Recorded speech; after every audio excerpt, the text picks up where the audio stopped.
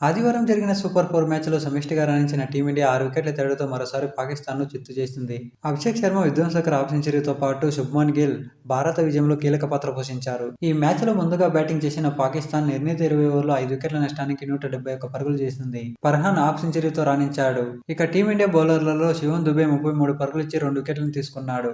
ఇక హార్దిక్ పాండ్యా, కుల్దీప్ యాదవ్ చెరో వికెట్ను పగలగొట్టారు. టీమిండియా ఫీల్డర్లు 4 క్యాచ్లు వదిలేయడంతో పాకిస్తాన్ ఆ స్కోర్‌ని చేసింది గానీ, లేదంటే తక్కువ స్కోరుకే పరిమితమయ్యేది.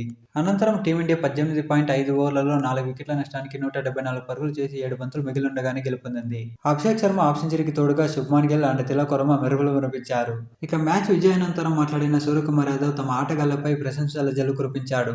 ఈ మ్యాచ్‌లో క్యాచ్లు వదిలేసిన ఆటగాళ్లందరికీ తమ fielding coach T. Dilip email పంపించారని చెప్పాడు. ప్రతి మ్యాచ్‌లోనూ మా ఆటగాళ్లు అద్భుతంగా రాణిస్తున్నారని చెప్పాడు. దాంతో కెప్టెన్‌గా నా పని సులువు అవుతుందని చెప్పాడు. బౌలింగ్ సమయంలో తొలి 10 ఓవర్ల తర్వాత కూడా ప్రశాంతంగా ఉన్నారని, డ్రింక్స్ బ్రేక్ తర్వాత అప్పుడే ఆట మొదలైందని మా వాళ్లతో చెప్పానని చెప్పాడు. ఇక బుమ్రా వైఫల్యం గురించి ఆందోళన చెందాల్సిన పని లేదని చెప్పాడు. అతనేం రోబో కాదు. అతనికి కూడా చెడు రోజులు ఉంటాయని చెప్పాడు. బౌలింగ్‌లో క్లిష్ట పరిస్థితుల నుంచి శివం దుబే మమ్మల్ని కాపాడాడని చెప్పాడు. అభిషేక్ శర్మ, శుభ్మన్ గిల్ మధ్య మంచి బాండింగ్ ఉందని చెప్పాడు. వాళ్ళిద్దరూ ఒకరికొకరు సహకరించుకుంటారని, వారిది ఫైర్ అండ్ ఐస్ కాంబినేషన్ అని చెప్పుకొచ్చాడు.